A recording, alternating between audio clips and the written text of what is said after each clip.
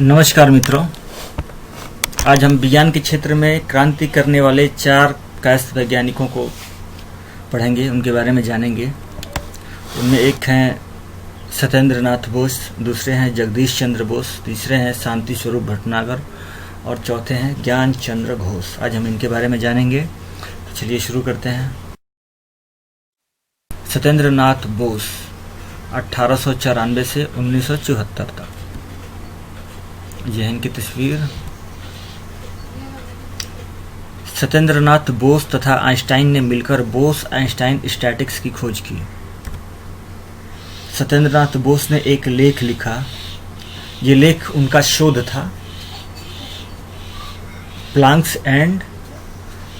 Law and light quantum. इसे भारत में किसी पत्रिका ने नहीं छापा तो सत्येंद्र नाथ ने उसे सीधे आइंस्टाइन को भेज दिया। आइंस्टाइन इसका अनुवाद जर्मन में स्वयं किया और प्रकाशित करा दिया। इससे सत्येंद्र नाथ को बहुत प्रसिद्धि मिली। उन्होंने यूरोप यात्रा के दौरान आइंस्टाइन से मुलाकात भी की थी।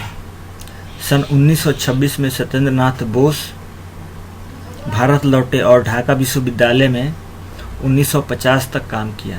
फिर शांति निकेतन में विश्व भारती विश्वविद्यालय के कुलपति बने। उनका निधन 4 फरवरी 1974 को हुआ। जिस बोसोन कण की चर्चा होती है गॉड पार्टिकल के रूप में, ये इन्हीं का शोध है।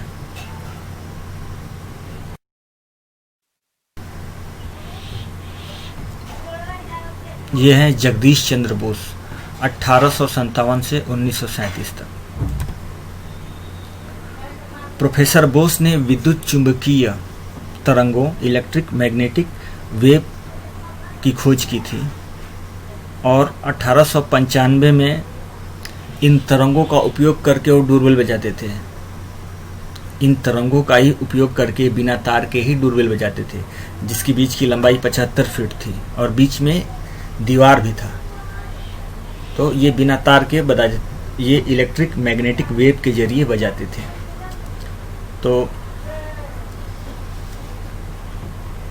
आज हम जो वाईफाई, रेडियो ये सब यूज़ कर रहे हैं, प्रयोग कर रहे हैं, ये सब इलेक्ट्रिक मैग्नेटिक वेव के खोज के कारण ही संभव हुआ, जो जगदीश चंद्र बोस की ही देन है। ये अपने खोज को पेटेंट नहीं करा पाए और इनके 2 साल बाद ही मार्कोनी ने इनके शोध के आधार पे रेडियो का आविष्कार किया और इस खोज को अपने नाम से पेटेंट करा लिया। और इस खोज के आधार पे, इस इलेक्ट्रिक मैग्नेटिक वेव के आधार पर जो है नए नए तकनीक विकसित हुए, नई नई टेक्नोलॉजी विकसित हुई, जो हम आज प्रयोग कर रहे हैं। सर शांति स्वरूप भटनागर 1894 से 1995। सर शांति स्वरूप भटनागर को शोध प्रयोगशालाओं का जनक कहा जाता है।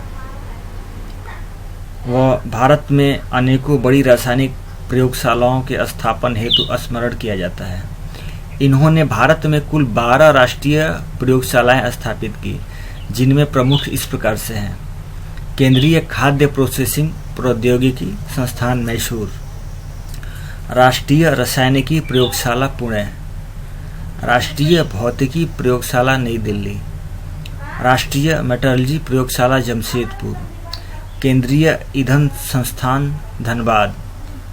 तो ये मुख्य हैं। टोटल जो है 12 इन्होंने स्थापित कराया था और रसायन के क्षेत्र में ही इन्होंने बहुत ज़्यादा काम किया है। इनके शोध जो हैं ज़्यादा रसायन के क्षेत्र में ही हुए हैं। ज्ञान चंद्र घोष 1894 से 1959 तक। ये हैं ज्ञान चंद्र घोष। ज्ञान चंद्र घोष द्वारा स्थापित तनुजा का सिद्धांत घोष का तनुता सिद्धांत के नाम से सुप्रसिद्ध है। ये उनकी खोज थी।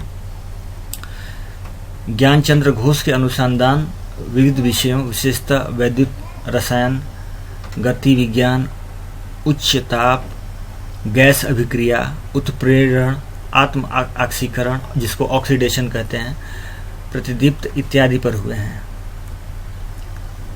योजना आयोग के सदस्य के रूप में देश के उद्योग धंधों के विकास में इनका कार्य बड़ा ही प्रशंसनीय है।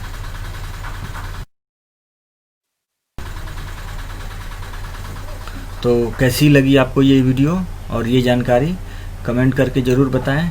नमस्कार।